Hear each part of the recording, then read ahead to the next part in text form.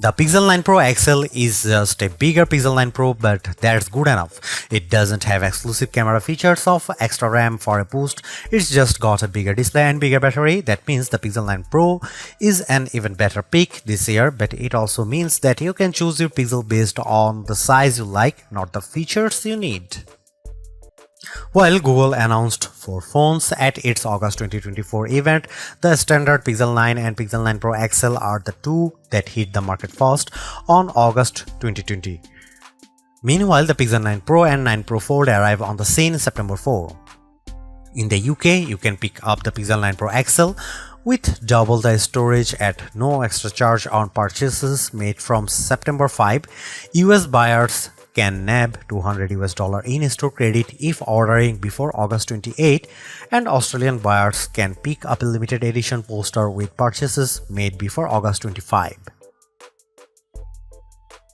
The addition of the new smaller Pro model this year helps Google justify its decision to render the Pixel 9 Pro XL the most expensive candy bar Pixel to date. It starts at $1,099. It's practically like for like when compared to equivalent storage option of the iPhone 15 Pro Max, truly putting an end to the notion that the Pixels are the affordable flagship option. For the asking price, you also get a year's access to Google One AI Premium 2TB plan, which as well as granting access to Gemini Advanced and Gemini Live includes more general Google benefits like Fitbit Premium Access, Nest Aware, 10% back on Google Store purchases, and unlimited Magic Editor saves in Google Photos. A pixel in iPhone font, that's the shorthand I keep coming back to the newer Pixel 9 series design language. The size and feel of the XL's new squared aluminum frame immediately reminds me of Apple's current iPhone 15 Plus and iPhone 15 Pro Max in the hand. Does that polished metal attract fingerprints? Absolutely, but not anywhere near as badly as expected. This new squared form paired with the heaviest build of any candy bar Pixel yet leads to a more premium look and feel overall. This is helped further by the Pixel 9 Pro XL's slimmer profile compared to the Pixel 8 Pro, and side by side with my wife's old Pixel 6 Pro, the jump in build quality is truly impressive. One update I'm not sure I love quite so much is the loss of the camera bar, which is replaced in this generation with a camera peel that protrudes out of the phone's rear panel at 90 degrees. It makes for a more bold and confident aesthetic, but it's not as quickly identifiable as the bar. As well as the cosmetic changes, Google also claims that the Pixel 9 Pro XL's new mid-frame design, not to mention its 100% recycled aluminum outer frame, Gorilla Glass Victus 2 front and rear panels, and IPC certified protection against dust and water ingress, make the new phone twice as durable as its predecessor. In my time with the Pixel 9 Pro XL, by trying to keep it out of harm's way as much as possible, the finish has remained unscathed, but whether it will age as gracefully as its titanium-clad competition from Apple and Samsung remains to be seen. Both sizes of Pixel 9 Pro come in 4 colorways, with Obsidian pictured most prominently in this review. The hazel finish most closely apes the iPhone 15 Pro's natural titanium look, and the Galaxy S24 Ultra's titanium grey, while porcelain and rose quartz offer decidedly more vivacious options. The Pixel 8 Pro Super Extra display feels like a noteworthy upgrade from the panel on its predecessor, and while not as earth-shattering an improvement this generation, the Pixel 9 Pro XL screen is a great refinement yet again. Although it sports the same resolution as the Pixel 8 Pro's panel, both high brightness and peak brightness levels have been cranked up to 2000 and 3000 nits respectively, meeting or beating key rivals in a spec-for-spec comparison. Add to that the panel's flat design, its thin, equally proportioned bezel on all sides, and its excellent viewing angles, and the Pixel 9 Pro XL's Super Extra display is a thing to behold. As before, the use of an LTPO OLED panel facilitates a dynamic refresh rate from 1 to 120Hz, making it ideal for always-on display functionality thanks to the implied power-saving benefits, while also still serving up a snappy user experience when swiping around the UI. One of the more prominent changes you might not immediately notice is the fingerprint sensor. Instead of the optical module used since the Pixel 6 series, Google has gone the way of Samsung and instead kitted the Pixel 9 Pro XL's display with an ultrasonic sensor. I didn't notice a huge difference when making the switch from my Pixel 7 Pro, but in side-by-side comparison it lives up to the promise of a 2x speed improvement. Perhaps more useful is the greater reliability, especially with damp fingers or when used in the rain. One side effect of this latest generation Pixel launch happening earlier than usual is that the whole series runs Android 14. Typically, Google times the arrival of its latest smartphones to coincide with the release of the next Android, but the Pixel 9 debut on the same Android 14 foundation as the Pixel 8. At least the company's even impressive commitment to 7 years of updates persists, meaning the phone's price tag includes excellent long-term support for both future releases of Android and subsequent security patches, an area where many rivals still fall short. As a long-time Pixel user, the look and feel of Android on the Pixel 9 Pro XL is characteristically clean, easily navigable, pleasantly customizable, and dressed with helpful everyday features that aren't guaranteed on other phones. That said, the Pixel 9 Pro XL does get some Pixel exclusive editions that up the ante, all of which lean on Gemini AI. There is a new dedicated weather app that generates dynamic weather reports to make insights into each day's weather more digestible than ever. The ability to drag and drop the various in-app widgets for things like UV index, 10-day forecast, and air quality is a nice perk too. Next up is the new Pixel Screenshot app, which seems like an odd addition at first, but for list makers, students, and journalists, it offers surprising depth. You can add notes to individual screenshots and group them into collections too. The app can index screenshot content across text and images, making it searchable.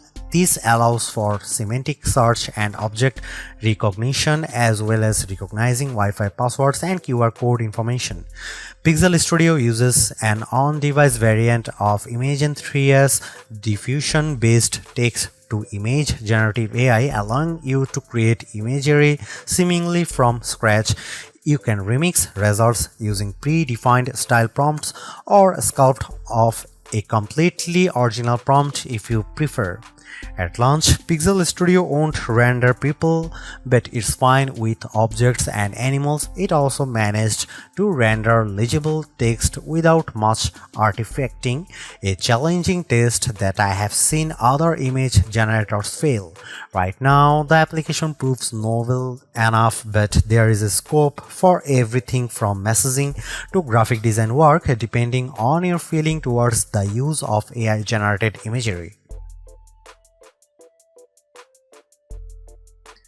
The price of the Pixel 9 Pro XL also includes a year's access to Gemini Advance, meaning you can interact with its latest off-device model in Gemini 1.5 Pro and gain access to Gemini Live, Google's conversational AI experience. My family tested its abilities on a bean salad recipe, including suggestions on preparation and accompaniments, all without any obvious breaks in conversation or AI hallucinations. I also had it explain how to change various Gemini and Android settings, although its inability to take actions on many features feels like a missed opportunity, or at least an area that Google should focus on as it expands the assistant's functionality. A couple of other sprinkles of AI magic on the Pixel 9 Pro XL include text-based summaries of YouTube videos that I didn't have time to watch and zoom enhance image upscaling.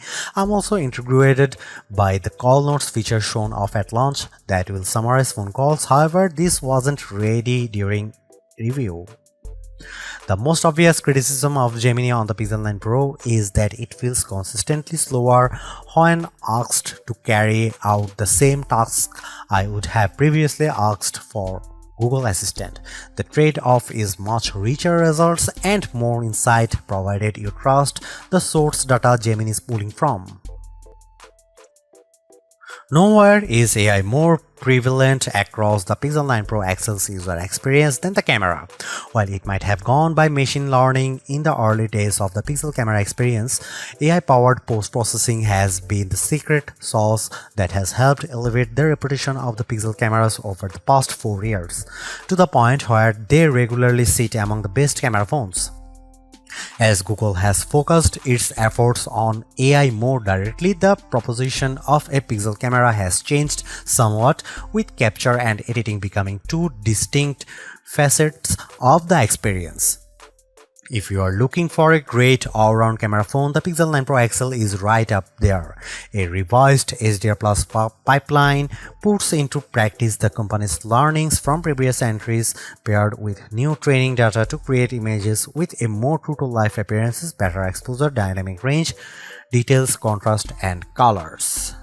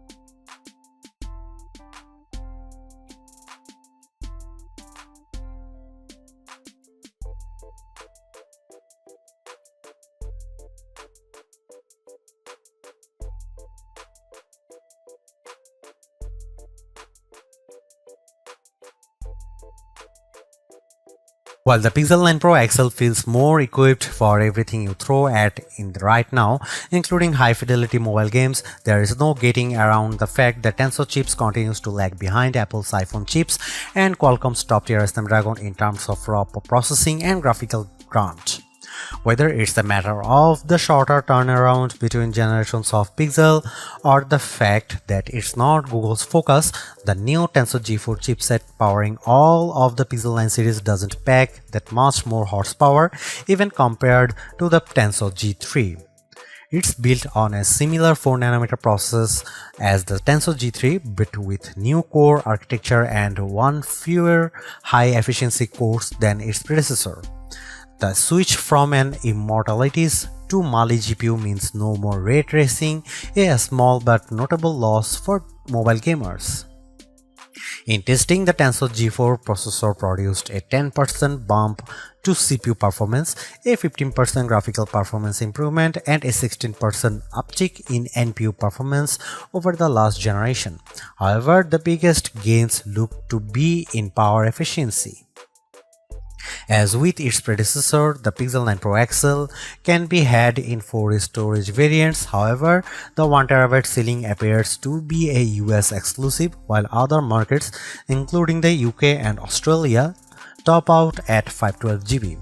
Its 16 GB of RAM is a range-wide upgrade, likely driven by the phone's newfound AI capabilities, but spec heads will note that Google isn't using the latest available standards of either LPDDR memory or UFS storage compared to Samsung's Galaxy S24.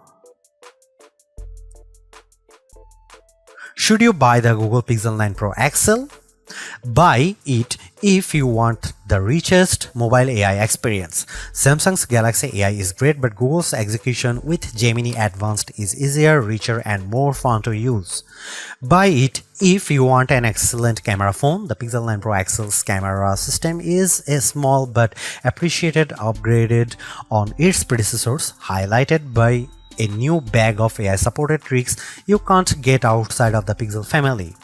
Buy it if you plan on using this phone for a long time. Still among the best there is Google commitment to 7 years OS and security updates is once again hard to argue with. Don't buy Google Pixel 9 Pro XL if you want fast charging. Battery life is greatly improved, but despite a bump in speed, the Pixel 9 Pro XL's 37-watt wired charging is still well behind what rivals like OnePlus and Xiaomi offer. Don't buy it if you want the best RAM and memory. While Samsung forges ahead, Google seems reluctant to move to the latest, fastest, and most power-efficient RAM and storage in its phones, which stings when they cost about the same. Don't buy it if you want to play a lot of games. Google's mobile silicon isn't built for gaming, and while the Tensor G4 handles intense games as well, you will get a much better experience with a recent iPhone or any flagship rival running the latest Snapdragon chipset.